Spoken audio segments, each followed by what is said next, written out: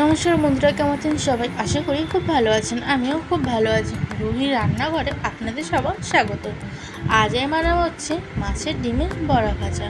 তার জন্য চলুন রেসিপিটা দেখা যাক। এখানে আমি মাছের ডিমটাকে ধুয়ে একটা বাটিতে নিয়ে নিয়েছি। এরপর ওর মধ্যে দিয়ে দেবো হচ্ছে আদা কুচি, রসুন কুচি, ধনেপাতা কুচি, পেঁয়াজ কুচি আর লঙ্কা কুচি। আর এদিকে নিয়েছি হচ্ছে বেসন আর কালো জিরে।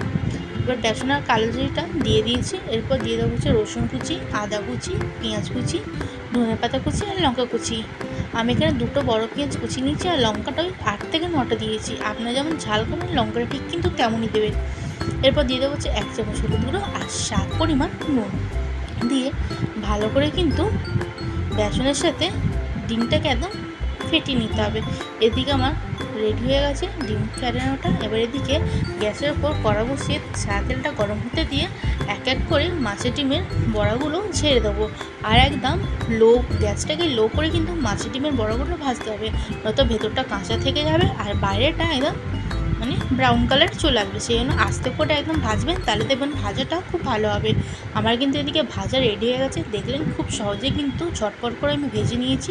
ভিডিওটি কেমন লেগেছে কমেন্টে কিন্তু নিশ্চয়ই জানাবেন। আর ভিডিওটি ভালো লাগলে like, comment, share and subscribe করতে কিন্তু ভুলবেন না। আজকের জন্য তাহলে টাটা।